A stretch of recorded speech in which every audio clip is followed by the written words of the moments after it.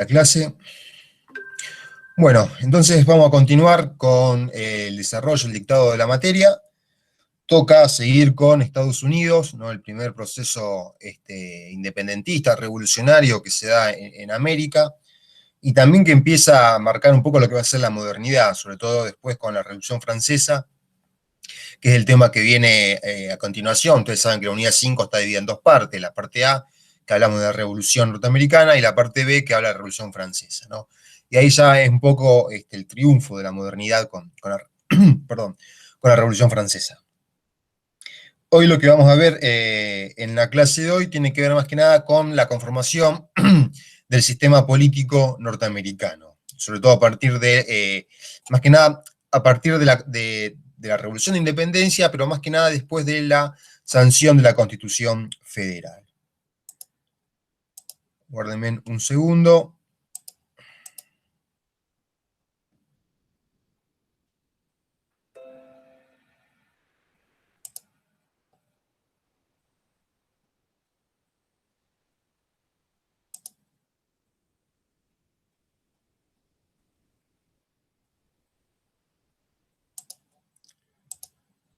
Bueno, les vuelvo a recordar que no estoy viendo la página de la ventana del Meet, así que si tienen alguna duda, alguna pregunta, me interrumpen, abren el micrófono, pues no estoy viendo el chat. Así que si tienen una duda, les recuerdo eso, que me interrumpan, no tengo ningún problema. Un breve repaso, muy breve, muy escueto, no me voy a detener en esto porque ya lo han visto con Marina y lo han visto con Beatriz. Acá les he armado una pequeña cronología de los principales acontecimientos, los principales hechos. Acá me faltó lo que tiene que ver con el fin de la Guerra de los 7 años, y el mayor, ahí a partir del triunfo de Inglaterra ante Francia en esta guerra, Inglaterra va a tener un mayor control de las colonias. Ustedes ahí tienen el texto de Adams, que es muy claro en este sentido. Hay dos modelos opuestos, el modelo de autonomía y autarquía de las colonias y el modelo imperialista de la corona inglesa, ¿no? Un modelo que se va sobre todo a expresar con la aplicación de determinados impuestos que los colonos norteamericanos van a considerar como inconstitucionales, fundamentalmente porque no se les consultó a ellos por la aplicación de estos impuestos, ¿no? Entonces se va a dar, entonces, en un primer congreso continental que se da en el 75, que empieza a preparar un poco el panorama o el escenario para el segundo congreso continental del 76, donde se va a declarar formalmente la independencia de Inglaterra y el comienzo de la guerra, que va a durar hasta el 83. Y en el 77 tenemos la adopción de los artículos de la Confederación, que va a ser el modelo, el modo de organizar estas colonias, ahora estados, ¿no? Porque hay 13 estados independientes. A partir del 85-86 empieza lo que se conoce como la crisis de la Confederación, y se da la fallida Convención de Anápolis como un modo, ¿no es cierto?, de buscarle una solución a esa crisis en la que estaba la Confederación. Esto lleva a que en el 87 y el 88 en Filadelfia se discuta la Constitución Federal, que va a tener sobre todo dos proyectos de reforma. El Plan New Jersey, que planteaba mantener la Confederación todavía, es decir, la soberanía plural de cada uno de los estados, pero fortalecer al Congreso de la Confederación con algunos atributos. Fundamentalmente la cuestión fiscal, que era lo que más había ocasionado la crisis. El hecho de que el Estado, la Confederación, el gobierno central no podía pedir impuestos sin consultar previamente con cada uno de las asambleas o de las asambleas estatales. Esto lo han visto con Beatriz. Fundamental el plan New Jersey está apoyado por los sectores conocidos como los agrarian localists, es decir, aquellos pequeños productores agrícolas que planteaban mantener la política, ¿no es cierto?, en la localidad, en su área de influencia. Y el plan Virginia, que es el plan que triunfa, que buscaba la apelación, ¿no es cierto?, esta ficción, como dice Morgan, que va a crear Madison, el pueblo norteamericano, como una instancia supra, más allá de cada sea, de cada pueblo, de cada estado, había un pueblo que era superior a todos estos diversos pueblos, que era el pueblo norteamericano, ¿no? La gran invención de Madison, dice Morgan, que se va a instituir como poder soberano, ¿no? Fundamentalmente el Plan Virginia lo que perseguía y la idea de un gobierno nacional iba a estar apoyado sobre todo por estos sectores que Adams denomina como commercial cosmopolitan, que eran los sectores que estaban sobre todo radicados en los estados del norte y que buscaban un gobierno central fuerte para orientar determinadas políticas económicas, obviamente en beneficio de un proyecto comercial y manufacturero. Esto se va a ver reflejado, ¿no es cierto?, en la sanción de la Constitución Federal. Ahí está bien explicado, esto, vuelvo a repetir, lo trabajaron con Beatriz, simplemente para tener en cuenta algunas cuestiones, que ustedes pueden ver ahí en la filmina, de cómo se constituye este Estado federal, ¿no es cierto?, a escala nacional, con 3 poderes. Es importante, sobre todo en el poder legislativo, que ahí se ve reflejado esto que va a marcar también Madison en el Federalista 39, que es el otro artículo que ustedes tienen para leer, de que la Constitución federal no es ni 100% federal ni 100% nacional, es mixta, ¿no? Hay partes federales y partes nacionales. Uno de los modos, uno de los lugares, mejor dicho, donde podemos observar esta cuestión de la mixtura tiene que ver sobre todo en el poder legislativo, ¿no?, que es bicameral. La Cámara de Representantes representa a los ciudadanos, al pueblo de los Estados Unidos en tanto individuos, mientras que la Cámara Alta, el Senado, representa a los estados, ¿no? Y ahí lo que marca Madison es que, bueno, por ahí el Senado, todos los estados tienen la misma cantidad de representantes, que son 2 senadores, mientras que la Cámara de Representantes se elige por la población, cada 30.000 habitantes, un representante. Es igual a cómo nos manejamos nosotros en nuestro país hoy, porque de hecho la Constitución argentina es una copia, algunos dicen, bastante parecida a la Constitución Federal de los Estados Unidos. Ahí, bueno, lo que planteaba también Beatriz, que se modifica el tipo de vínculo que tienen los estados entre sí, sobre todo a partir de la aparición, la conformación del gobierno federal, y empieza también a partir de este momento a dividirse las posiciones políticas entre federalistas, es decir, aquellos que planteaban un gobierno nacional fundamentalmente, y los antifederalistas, que es el mote que le ponen los federalistas a aquellos que defendían el modelo de la confederación, ¿no?, el modelo que uno podría decir que era federal. Y ahí también tenemos la apelación a la opinión pública con los artículos del Federalista, que buscaba convencer a la opinión pública, ¿no?, de la aceptación, de la ratificación de la Constitución. El Federalista va a tener más que nada circulación en el estado de Nueva York, precisamente para apelar y para convencer a los representantes al pueblo de Nueva York de que votara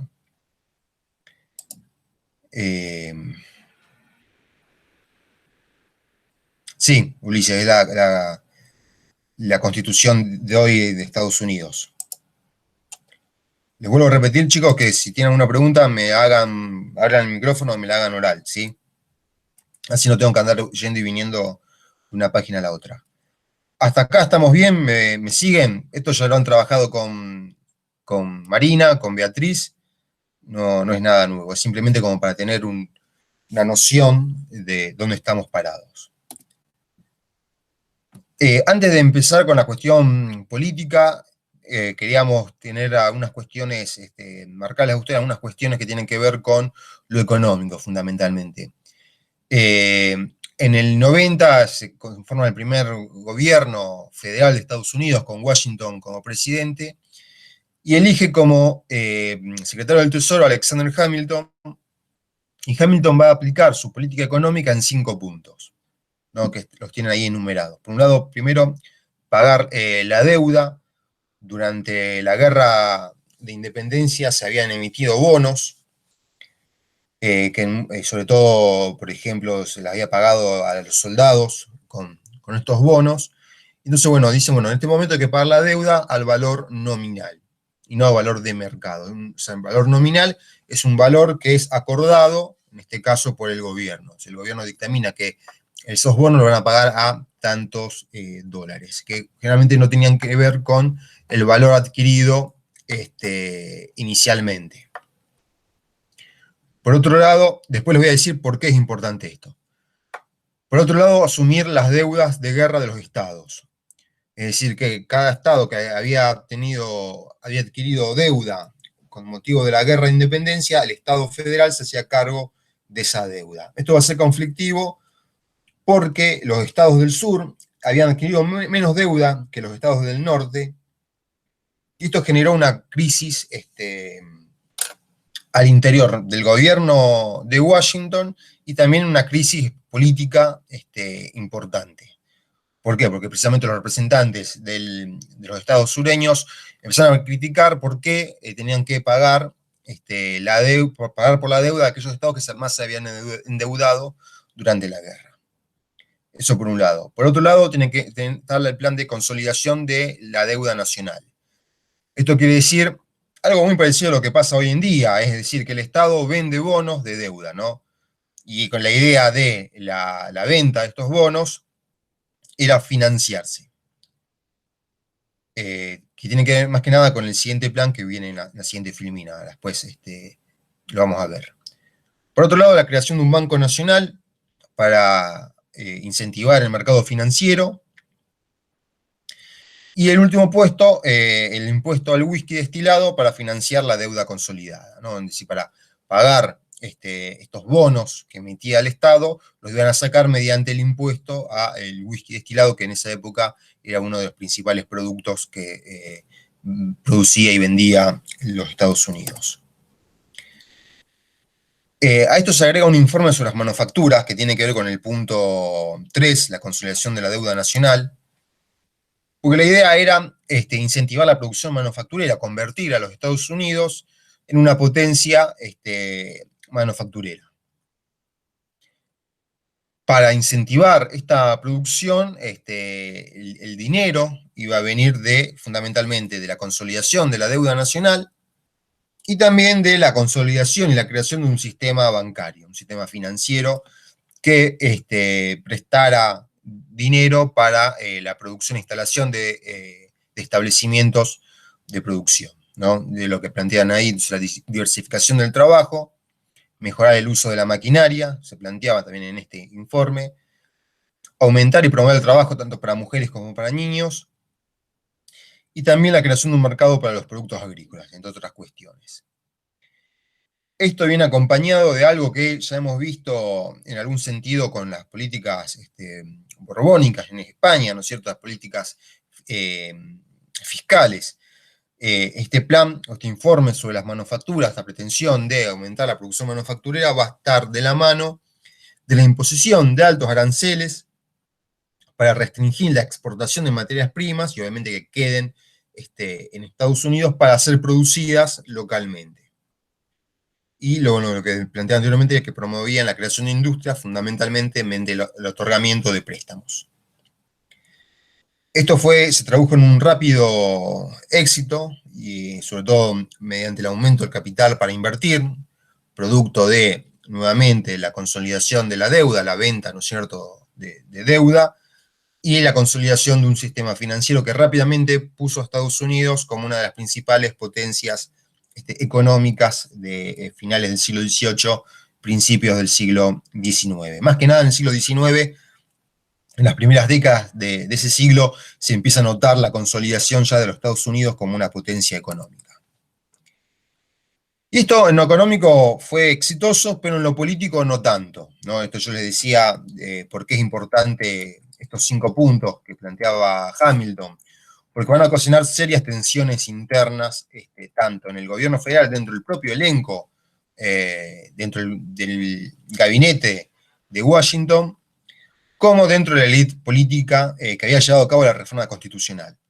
Acá uno de los principales opositores, por ejemplo, de este plan va a ser el propio Madison. O sea, el principal animador de la Constitución Federal, va a ser el principal opositor, el principal crítico de estas medidas económicas llevadas a cabo por el gobierno federal, más que nada porque lo que entendía Madison, Jefferson y otros dirigentes que habían estado tanto protagonizando la revolución y la guerra contra Inglaterra como al momento de la sanción de la Constitución Federal, muchos de ellos a favor de la Constitución, lo que van a criticar es la excesiva intromisión del gobierno federal sobre los asuntos de los estados. Y fundamentalmente ese va a ser el punto de inflexión que va a tener estas políticas económicas. Y esto va a provocar una división en el partido, va a ser la génesis un poco del sistema bipartidista de Estados Unidos. Entre 1790 y 1815 surgen dos partidos políticos, por un lado el Partido Federal, que va a ser el partido oficialista, si se quiere, que lo que planteaban es reforzar el gobierno nacional y mantener la política en manos de una élite, ¿no es cierto?, para mantener a salvo de la tiranía de las mayorías. Y va a estar obviamente en el plano económico el desarrollo comercial e industrial, fundamentalmente apoyado por los sectores industriales y comerciales de los estados del noreste. Por otro lado, surge otro partido, que es el partido del opositor, que es el Partido Republicano, que no es el Partido Republicano de hoy. De hecho, este partido también lo pueden encontrar como demócrata republicano, y es el partido que va a sentar las bases al actual Partido Demócrata. Este partido, el Partido Republicano de hoy en día, surge a partir del 1840, y uno de los principales fundadores va a ser Abraham Lincoln, por ejemplo. Este Partido Republicano, entonces, se va a oponer al elitismo, sobre todo que había reinante en el Senado y en la presidencia, y cuestionaban al constitucionalismo de los nuevos poderes que asumían los gobiernos nacionales, ¿no? Esto que estuvimos viendo hace poco. Y finalmente, lo que van a ponerle el foco va a ser en el crecimiento económico de la mano de la agricultura, particularmente la agricultura familiar, de los farmers, y va a contar con el apoyo sobre todo de los estados del sur, ¿no? La gran mayoría de estos estados que contaban con plantaciones esclavistas.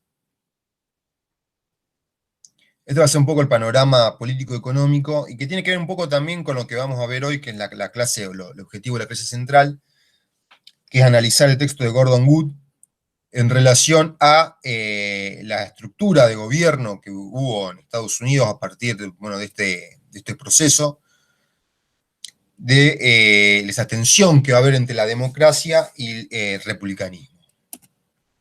Pero antes de pasar a eso, vamos a analizar el artículo 10 del Federalista. Cuando ustedes lean el texto de Wood, sería conveniente que puedan leerlo en paralelo con lo que plantea Madison en este artículo, en el artículo 10 puntualmente. Perdón, ¿hasta acá alguna duda, pregunta, consulta? ¿Se entendió? ¿Sí o no, chicos, chicas?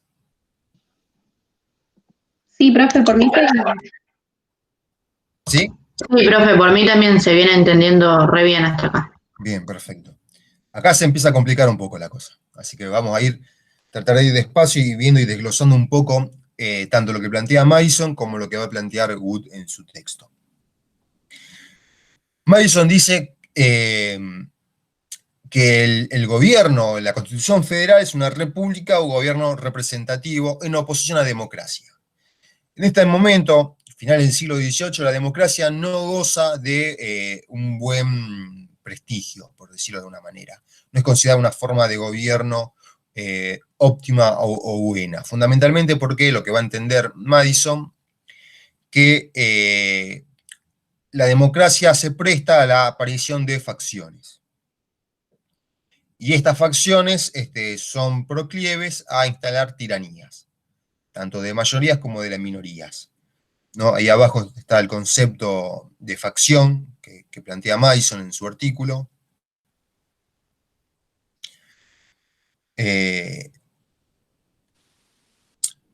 ¿Sí? ¿Alguien tiene una duda? Escuché que se abría un micrófono. Una facción entonces un cierto número de ciudadanos, que estén en mayoría o en minoría, que actúan movidos por el impulso de una pasión común o por interés adverso a los derechos de los demás ciudadanos o los intereses permanentes, y ahí no veo qué es lo que dice, de la comunidad considerada en conjunto. Esa es la definición que marca Madison sobre facciones. Y lo que va a plantear entonces es que el gobierno de Estados Unidos, a través de la Constitución Federal, es un gobierno electo por el pueblo, pero que este no ejerce directamente el poder, sino que delega el mismo en representantes. Por otro lado, va a decir Madison también que el modelo de una república es considerado mejor que una democracia porque en la república se puede aplicar a un territorio, a un terreno más extenso que la democracia. Otra cuestión importante que me olvidé de mencionar sobre la democracia es que en el siglo XVIII se entiende por democracia como gobierno del pueblo, es decir, que el pueblo gobierna activamente. Cosa que en un territorio tan extenso como era los Estados Unidos, que incluso estaba expandiéndose constantemente, era impracticable que pudiera llevarse a cabo. Por eso Madison va a marcar el hecho, bueno, de hablar de una república, de un gobierno representativo. Volviendo al tema de las facciones, son producto, bueno, de diversos intereses que ponen en riesgo los derechos privados, especialmente el derecho a la propiedad. Por ejemplo, el enfrentamiento entre aquellos que tienen propiedad y aquellos que carecen de las mismas, algo que si vieron el texto de Adams y el texto de Pérez Cantó, cuando habla de la rebelión de los granjeros, la rebelión de Daniel Seyss, que lo llamaba el líder de esta revolución, de esta rebelión, perdón, tiene que ver con esta cuestión, ¿no es cierto? Que en ese momento es pensada como una facción. El hecho de que un sector se levante aduciendo interés común en contra de los derechos y las libertades de otros sectores. Otra cuestión importante, acá hago un paréntesis, que tiene que ver con lo que va a guiar un poco al gobierno de los Estados Unidos en este momento, tiene que ver constantemente con evitar la tiranía, limitar el poder y una desconfianza, sobre todo, hacia los superiores. Constantemente lo que van a encontrar ustedes en los textos, cuando lo lean con detenimiento, no sé si han logrado avanzar algo con la unidad 5, yo creo que a lo mejor están todos más que nada concentrados con los textos de la unidad 3 y 4, que son los que vamos a evaluar ahora en el segundo práctico, pero tiene que ver con este producto, ¿no es cierto?, lo que fue la revolución de independencia, entendida, ¿no es cierto?, como una oposición ante un gobierno tiránico que oponía a los derechos y a las libertades. Entonces, eso va a estar siempre presente en el discurso político constitucional de los Estados Unidos. Incluso hoy en día también podemos ver Sí. Sí, ¿alguien quería decir algo? Profe, sí, disculpe que lo corté. No, pero porque tengo una duda, pero Sí. no sobre lo que usted está diciendo, sino sobre la primera parte del federalista, que no entendí bien cuando él se refiere a los gobiernos populares y habla de las enfermedades, digamos, de todos los males que han ido causando a cada gobierno popular y habla de los adversarios de la libertad. Digamos, y cuando habla de gobierno popular se entiende lo mismo que nosotros hoy en día entendemos, o si él se refiere a otra cosa por gobierno popular. A la democracia, el gobierno del pueblo. Ah, claro, por eso estaba ahí, no sabía si se refería, digamos, genial, gracias. No, por favor. Digo que estas tensiones, ¿no es cierto?, que va a haber al interior del gobierno, incluso lo que hemos estado viendo sobre la cuestión de la política económica, tienen que ver con eso, ¿no es cierto?, a la cuestión de evitar la tiranía, evitar el abuso de poder, evitar también la tiranía de la mayoría. Siempre hay esta cuestión y los mecanismos institucionales que se van a ir creando en Estados Unidos tienen que ver con esta cuestión, ¿no es cierto?, de proteger la libertad, especialmente la libertad individual, más que nada. Si han visto o han estado atentos a los últimos acontecimientos que hubo en Estados Unidos, tiene que ver con esa cuestión también. Por ejemplo, el hecho también de la tenencia de armas, que viene también del siglo XIX, y es uno de los principios constitucionales, una de las libertades constitucionales más arraigadas y defendidas por buena parte de la población estadounidense hoy en día. Tiene con esta cuestión de que nadie puede venir a imponer algo sin mi consentimiento. Ese sería un poco el resumen, si se quiere, del pensamiento político constitucional de los Estados Unidos. Vuelvo a repetir, válido para el siglo XVIII, XIX y se extiende hasta hoy en día, ¿no? En pleno siglo XXI. La otra cosa que va a decir Madison es, bueno, cuál debería ser el objetivo, ¿no es cierto?, de un gobierno. Dicen, la ordenación de tan variados y opuestos intereses constituye una tarea primordial de la legislación moderna para así intervenir al espíritu del partido, para así intervenir al espíritu del partido y la bandería de operaciones necesarias y ordinarias al gobierno. Esto es lo que debería evitarse. La pregunta entonces, bueno, ¿cómo hacer para evitar esto? ¿Cómo hacer para evitar este espíritu de partido y la bandería política que obstaculice el desarrollo del gobierno, las tareas de gobierno? Y lo tiene que ver, bueno, con la propuesta de Madison. Se va a poner una democracia, una república, ya lo hemos mencionado. Se elige claramente un gobierno de tipo republicano representativo. Tiene que ver entonces, bueno, con poner el bien público y los derechos privados a salvo del peligro de una facción semejante y preservar el espíritu y la forma de gobierno popular, que es en todo caso el magno término de nuestras investigaciones, ¿no? Es el objetivo principal que persigue Madison, poner el bien público y los derechos privados a salvo de estas facciones que puedan poner en peligro fundamentalmente los derechos privados, la libertad más que nada. Otra cuestión que van a encontrar ustedes mucho en el discurso político norestadounidense de ayer y de hoy también, la cuestión de la libertad, ¿no?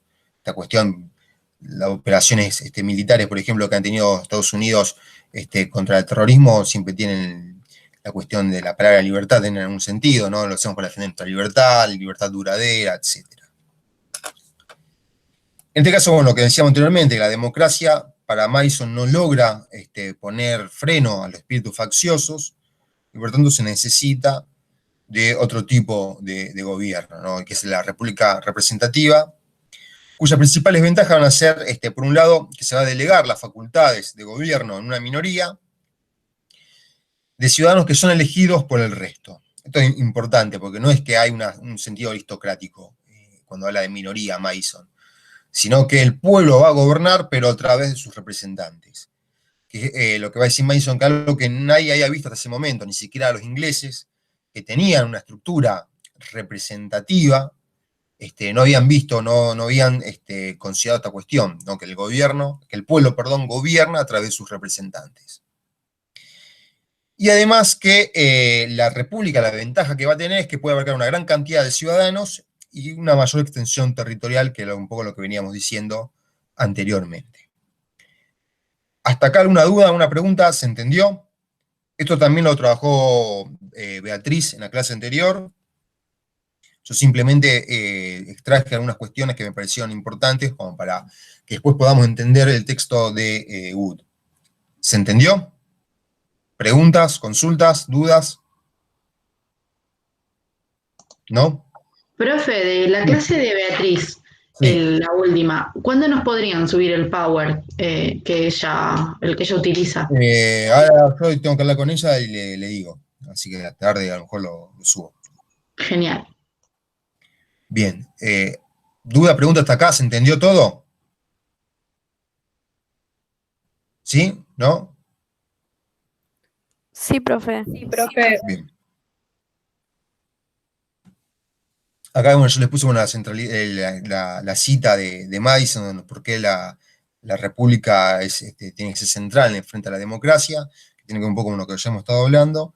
Así que ahora vamos a pasar a lo que plantea Wood, porque Wood nos presenta una cuestión interesante a tener en cuenta. Por eso yo le decía que lean el texto de Wood en paralelo a lo que plantea Madison, perdón. Gordon, el nombre del historiador. Wood lo que va a decir es que la Revolución Norteamericana creó la democracia, a pesar de que esta no era una forma de gobierno bien vista. Y acá tenemos una dicotomía, ¿no? ¿Por qué? Porque si lo que veníamos pensando, que veníamos leyendo de Madison, o sea, uno de los principales autores de la Constitución Federal, el tipo nos dice, no, en verdad la democracia no es una forma buena de gobierno, tenemos que pensar en una república. Tenemos un historiador, Gordon Wood, un historiador del siglo XX, que lo que plantea cuando empieza su texto, bueno, que la Revolución Norteamericana creó la democracia a pesar de que esta no era vista como una buena forma de gobierno. Y acá nos pone ahí una dicotomía. ¿Por qué hablar de democracia si democracia en el siglo XVIII, final del siglo XVIII, no era una forma vista de gobierno? ¿Cuál es el aspecto democrático que tiene que va a tener los Estados Unidos, ¿no es cierto? Sobre todo en la forma de gobierno norteamericana. ¿Cuál es la dicotomía entonces? Que por un lado la democracia era entendida como impracticable, era solo válida para pequeños territorios, esta cuestión que les marcaba anteriormente. Democracia en el siglo XVIII es entendida como el gobierno del pueblo, el pueblo ejerce el gobierno, pero, dice Wood, se coincide en que el pueblo debía tener un papel preponderante en el gobierno.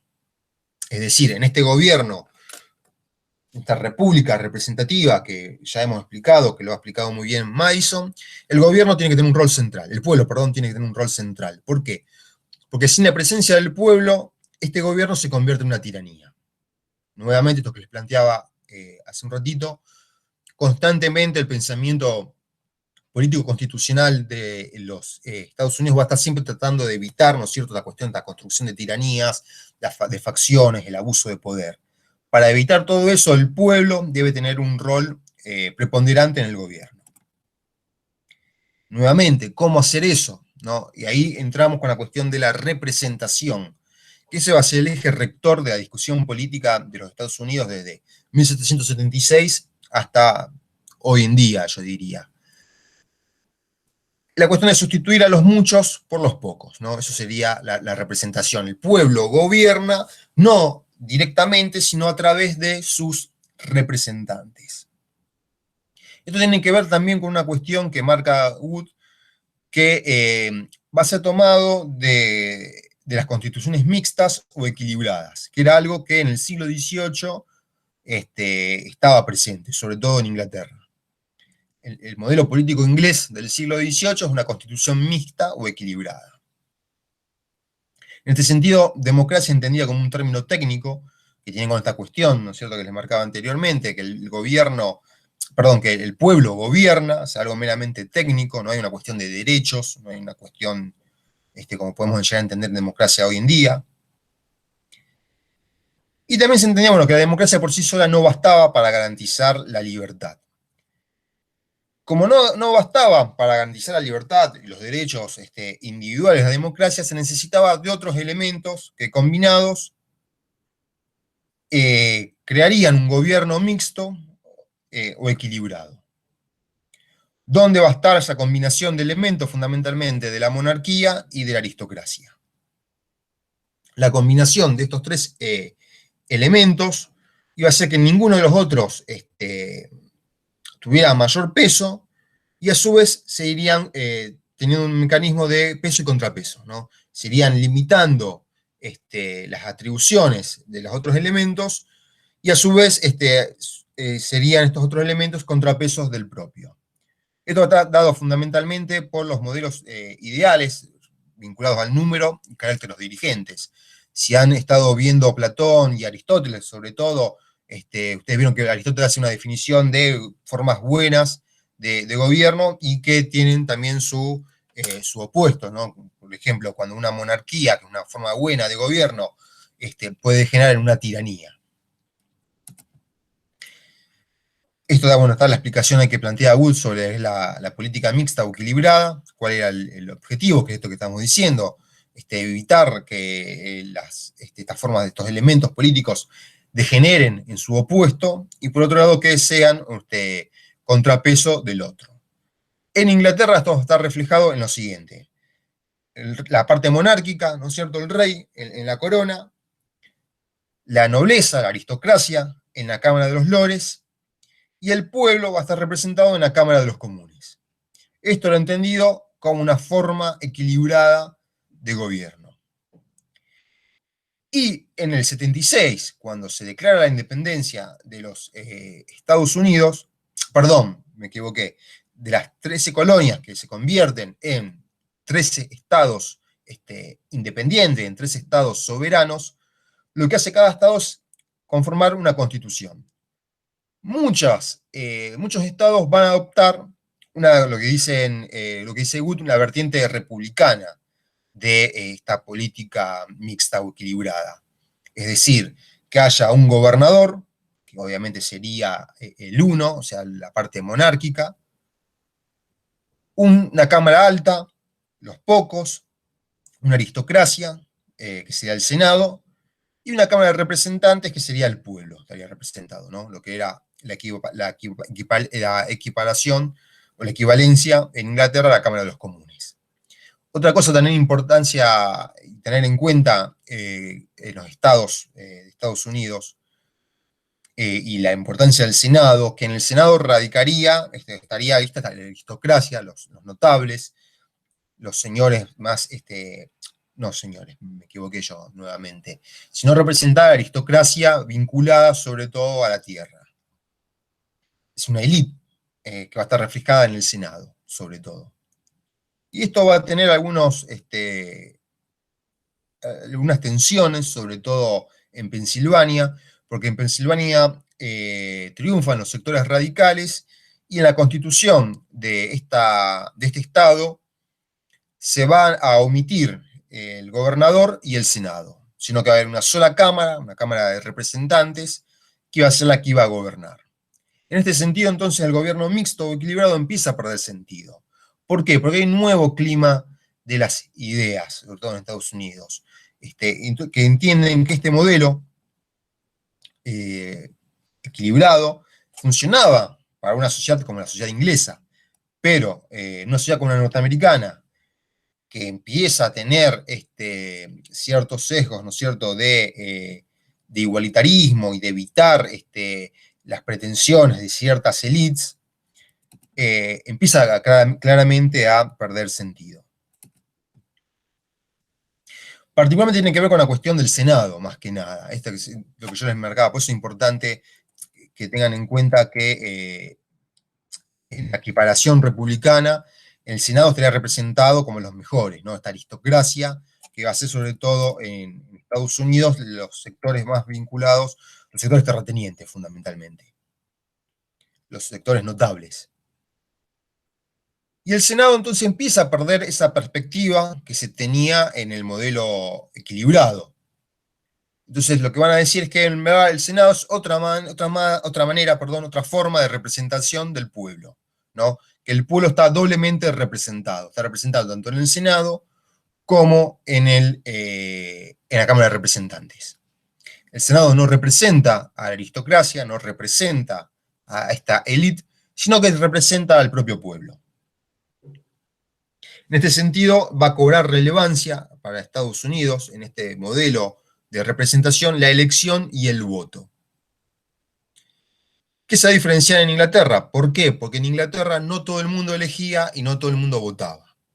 En Estados Unidos se va a entender, y acá viene la parte democrática que va a plantear el autor, sobre todo que tiene que ver con la cuestión del voto, del derecho a sufragio, que todo el mundo tiene que votar, ¿no? El voto universal. Paréntesis, cuando hablamos de voto universal en Estados Unidos estamos hablando de población blanca masculina. ¿Por qué? Porque si bien hablamos, como dice Wood, es un gobierno democrático perdón, no un gobierno democrático, es un gobierno que promueve la democracia, durante buena parte del siglo XIX la esclavitud va a pervivir. Y ahí entra también una contradicción, ¿no? Un gobierno y un pueblo que pondera la libertad por encima de todas las cosas, pero que todavía tolera y promueve la esclavitud, a tal punto que se tuvo que llevar una guerra para la abolición de la misma. Y que incluso tampoco solucionó el tema, la cuestión de la guerra de la esclavitud, si bien la esclavitud es abolida luego de la guerra civil, la población afroamericana va a ser segregada hasta bien entrado el siglo XX, y bueno, hoy también, si hemos estado viendo las noticias de las últimas semanas en Estados Unidos, el racismo imperante en este pueblo, en esta sociedad, claramente nos hace cuestionar un poco todo esto que estamos viendo, que en lo teórico funciona muy bien, es muy bonito, muy lindo, pero que en la práctica vemos claramente las limitaciones de esto que estamos viendo, de este discurso que estamos estudiando. Sí, Profe, sí. una pregunta con respecto a lo que usted estaba recién diciendo de la representación y, bueno, cómo se da esta relación entre el voto y las personas que ejercen el cargo. Una parte que no me quedó clara del texto es donde él habla que los magistrados jefes, si bien tenían como la autoridad sobre el pueblo, no tenían este sentido de reciprocidad con el pueblo, digamos, con los que votaban, como sí lo tenía las cámaras de los representantes, digamos, como que era un privilegio único de las cámaras. ¿Por qué se da eso que los magistrados no tienen esa misma Porque relación? esto tiene que ver con este modelo, la aplicación republicana de este modelo, que el magistrado único, el gobernador, no dependería del pueblo, el pueblo no lo elige. Tiene que ver con esa cuestión, no hay una preparación en ese sentido. Creo que va a entrar en cuestión, es lo que se va a cuestionar. Lo que van a decir es que en verdad todos los representantes son representantes del pueblo. Esa es la faceta democrática. Sí, que eso está también en una parte más arriba donde habla que como que sin darse cuenta cuando estaban haciendo la constitución y demás, que sus mismos gobernantes y senadores, aunque eran elegidos por el pueblo, ya por eso eran representantes del pueblo, digamos. Claro, Como que sin darse cuenta se da ese mismo proceso. pero el problema tiene que ver con esto, vuelvo atrás un poco, con este modelo, esta forma equilibrada que es lo que se quería lograr en Estados Unidos, que estuvieran... El problema es que en la sociedad norteamericana este modelo no cuaja. Ahora vamos a ver por qué. Ya voy a eso. Quiero terminar esta cuestión y ya avanzamos a esa cuestión. Entonces, por un lado tenemos que la representación efectiva se va a convertir en la elección y el voto como elementos centrales del proceso político norteamericano, que era la gran diferencia que había con Inglaterra, nuevamente. En Inglaterra no todo el mundo votaba.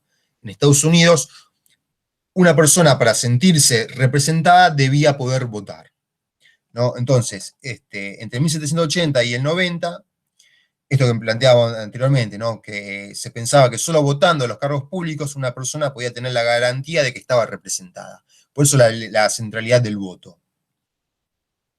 Y a su vez, acá viene la relación con lo que veíamos con Madison. Madison decía, bueno, que Estados Unidos no es una democracia, sino una república. Es decir, un gobierno que tiene un sistema representativo, ¿no? Este es el punto importante, que tiene que ver con lo que decíamos anteriormente. El gobierno, el pueblo gobierna, a través de sus representantes. Esta que contaba la compañera, no sé quién era la que me preguntó última, de dónde viene esa impronta democrática, ¿no es cierto?, en Estados Unidos, este modelo que ya veníamos trabajando de la impronta mixta, ¿no es cierto?, de la constitución mixta o equilibrado, ya no tiene sentido en una sociedad como la norteamericana. ¿Por qué? Porque hay determinados cambios en la política y en la sociedad que hacen que ese modelo caduque, que ese modelo no sea anacrónico para la sociedad norteamericana de esa época. Vamos paso a paso, porque acá hay otras cuestiones que el autor las va y viene en el tiempo. Por un lado, en el 76 hay una concepción republicana no democrática del liderazgo político. ¿Qué quiere decir una concepción republicana del liderazgo político? Tiene que ver con el ser virtuoso. ¿Qué quiere decir ser virtuoso para el siglo XVIII? Es decir, una persona que no depende de nadie, que no depende incluso económicamente de nadie y que tiene una determinada libertad económica para ocuparse de los asuntos públicos. Es una persona que tampoco tiene intereses particulares, sino que está por encima de los intereses particulares y por lo tanto puede abordar el bien común. ¿Dónde va a estar reflejado esta concepción republicana? En la aristocracia provincial. Esto que los grandes señores, los grandes dueños de plantaciones, los comerciantes, que no tienen que trabajar para ganar dinero porque son ricos, y por lo tanto están por encima, esto es lo que se pensaba, ¿no es cierto?, en esa época, por encima de los intereses particulares, y que pueden gobernar en pos del bien común. Es esto lo que va a entrar en contradicción, es esto lo que va a hacer ruido en esta sociedad nueva que están creando los norteamericanos, los estadounidenses. ¿Por qué? Porque este modelo, esta concepción republicana que tenía vigencia sobre todo en el siglo XVIII, nuevamente ni bien se produce la revolución de independencia, era equivalente, perdón, a un proceso de una representación de tipo virtual. Y esto es lo que planteaba acá la compañera que yo le dije que le iba a comentar más adelante. Este modelo, perdón, este modelo que era válido para la sociedad inglesa, era un modelo de representación virtual, que para los Estados Unidos ya es anacrónico. Lo que va a decir Wood es, bueno, que la sociedad norteamericana necesitaba o estaba buscando una representación real y no virtual. De hecho, la representación virtual, cuando se producen los primeros acontecimientos relacionados a los impuestos antes de la independencia, lo que le van a decir los ingleses cuando los colonos le digan no nos consultaron por la aplicación de estos impuestos, no tuvimos voz en el Parlamento para votar o defender nuestra posición, le van a decir que los ingleses van a decir, bueno, ustedes están representados virtualmente.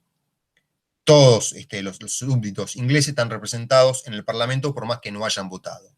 Y esto es lo que se van a oponer los Estados Unidos, los norteamericanos de esa época. Si vemos en qué consiste una sociedad vinculada dentro de una república, de una representación, perdón, virtual, es una sociedad organizada jerárquicamente, claramente se equipara con lo que era la sociedad inglesa del siglo XVIII, ¿no?, donde había jerarquías, ese triángulo, ¿no?, el rey, la nobleza y los súbditos o el pueblo en la base. Quienes están en la cúspide pueden hablar en representación de los que están en la base, y estos no tienen ningún tipo de voz ni voto, y fundamentalmente el entendido que el pueblo es algo homogéneo. Mientras que la representación virtual va a entender que es una sociedad diversa y plural. Claramente la sociedad norteamericana de finales del siglo XVIII es una sociedad diversa y plural. Lo vamos a ver en la cantidad de intereses contrapuestos que va a haber entre los sectores, por ejemplo, del sur, fuertemente vinculados al agro, ¿no?, a las plantaciones, cuya piedra angular era la esclavitud, y los sectores comerciales e industriales, o manufactureros, del norte, ¿no? Hay una sociedad diversa y plural que hace también que sea una sociedad heterogénea. Las líneas de autoridad son vagas y tenues, no es como en la sociedad inglesa, donde las líneas de autoridad se respetan, ¿no? Una cosa, la Cámara de los Lores, lo que viene también con una representación y una cuestión, ¿no es cierto?, también tradicional, que se respeta, la figura del rey incluso. Esto en Estados Unidos no es así, hay una desconfianza hacia todo aquel que venga con aires de superioridad. Y el liderazgo de la pequeña aristocracia está constantemente impugnado por la base, por los sectores subordinados. En este sentido, esta sociedad plural e igualitaria empieza a poner en jaque, ¿no es cierto?, a las élites que pretendían hablar en nombre de la totalidad, ¿no? Esta élite, vuelvo al principio, esta aristocracia provincial, que va a ver reflejada sobre todo en el Senado, empieza a ser puesta en cuestión, porque ya no pueden hablar por la totalidad, no pueden hablar por todos, esta aristocracia, esta élite. Y va a decir Gordon Wood, la única manera en que una persona puede estar representada es si consciente que alguien como él, un igual a sí mismo, con sus mismos intereses, hable en su nombre, ¿no? Es una forma explícita de representación. ¿Cómo se llega a eso? Mediante el voto. Por eso Wood va a decir que rápidamente, ya para 1820, 1830, el sufragio se extiende y es a casi todos los territorios, a todos los estados y a todos los ciudadanos. Entre paréntesis, varones blancos, ¿sí? Lo que va a decir Wood, entonces, bueno, que nadie puede estar representado en el gobierno a menos que tuvieran por lo menos derecho al voto. Esa es la parte democrática que va a haber Wood en la sociedad norteamericana, ¿no? Es democrática porque todo el mundo puede votar. Y no solamente votar, sino también participar, es decir, elegir y poder ser elegido, que es un rasgo que no tenían, por ejemplo, en otras sociedades, como por ejemplo en Inglaterra, el hecho de votar y ser elegido, que obviamente en Inglaterra votaba, incluso dentro de la Cámara de los Comunes, votaba una minoría, no votaba todo el pueblo inglés. En Estados Unidos, entonces, no solamente uno tiene el derecho a elegir, sino también a ser elegido. Y ese va a ser el verdadero sesgo democrático de la sociedad norteamericana. El hecho de dejar de lado a las aristocracias, a estas elites, y que cualquier persona, varón, obviamente en esta época estamos hablando que el sufragio era masculino, pueda no solamente elegir, sino también ser elegido. Por eso también la expansión, lo que mencionamos al principio de la clase, de los partidos políticos, ¿no? Empezar a constituir nuevas formas de organización política. ¿Se entendió? Hasta acá habremos llegado. Es un poco medio complejo, pero ¿se entendió bien cuál es el sesgo democrático entonces que tiene la Constitución norteamericana o la forma de gobierno estadounidense? Profe, Profe, Sí, vamos Lucía primero y después Maya. sí. Lucía. bueno, genial.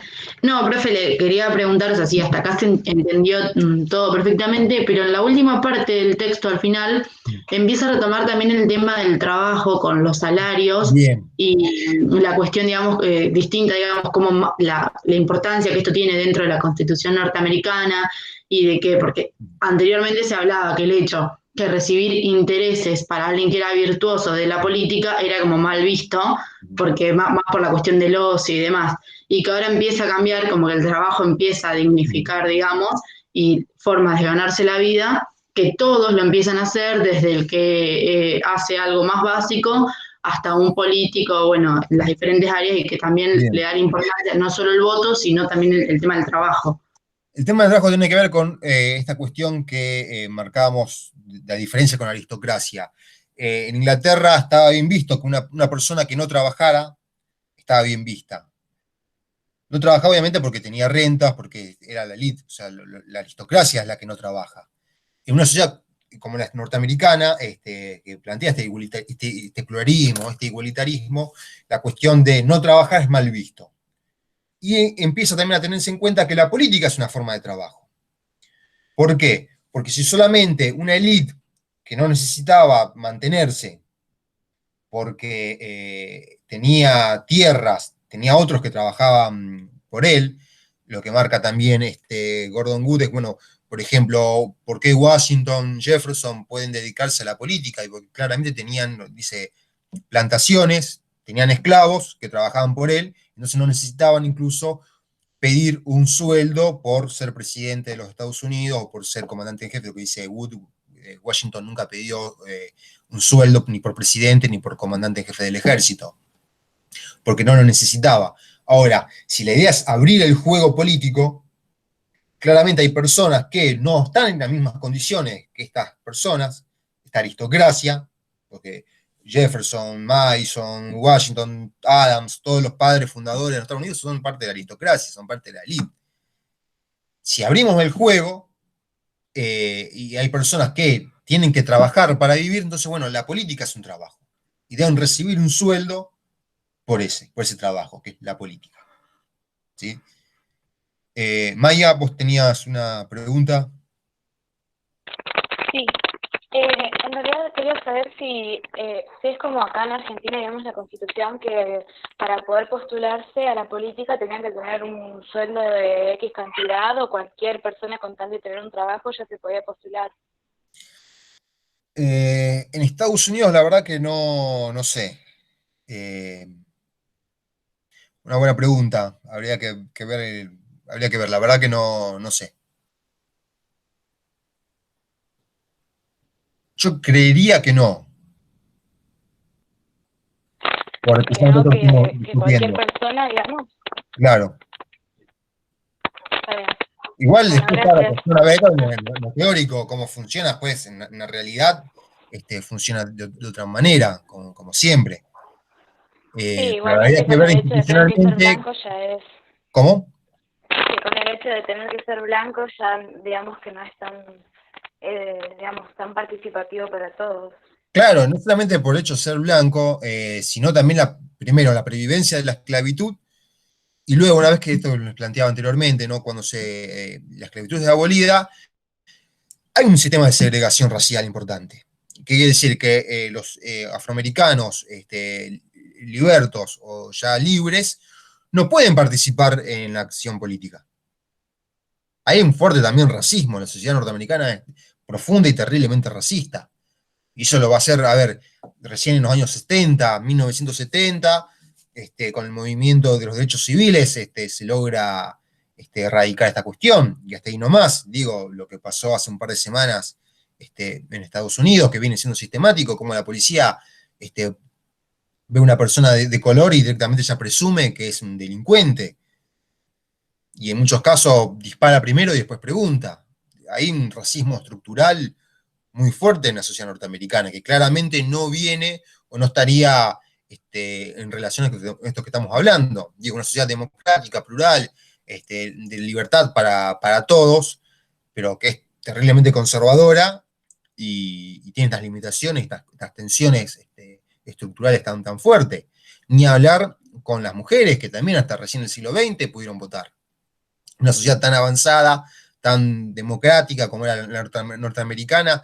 De hecho, no me acuerdo si es Wood o otro autor que plantea las críticas que le hacen las propias esposas de estas personas, de Madison, de Jefferson, que le dicen, bueno, ¿y las mujeres cuándo? Todo bien con lo que ustedes están planteando, pero nosotras, y se lo cuestionan sus propias esposas.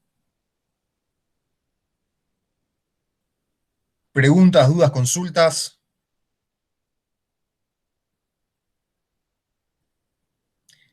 ¿Se entendió bien el tema? Puede ser medio complejo, no sé si fui claro a lo mejor en algunas cuestiones, yo traté de que se especificara, que se entendiera bien esta cuestión, porque a lo mejor ustedes que yo, leen el texto de Madison primero y después el de Good o al revés, y puede mejor parecer a ustedes contradictorio lo que plantee uno y lo que plantee otro, teniendo en cuenta que Madison es uno de los protagonistas de la sanción de la Constitución Federal y Wood obviamente es un historiador del siglo XX, no es un personaje protagonista, ¿no es cierto?, de los procesos políticos, en ese sentido el federalista es un texto fuente. A lo mejor puede parecer contradictorio, como si Madison dice que la democracia es mala, es una forma mala de gobierno, que pondera el gobierno de tipo representativo, republicano, ¿por qué Wood dice que es una sociedad democrática? ¿Se entendió entonces bien cuál es el aspecto democrático de esta sociedad? Bien. ¿Preguntas, dudas? ¿No? Bueno, me llevo menos tiempo del pensado. Bueno, nada, si nadie tiene ninguna otra duda, ninguna otra consulta, damos por finalizada la clase. El viernes creo que tienen otra clase también en vivo. Profe, Sí.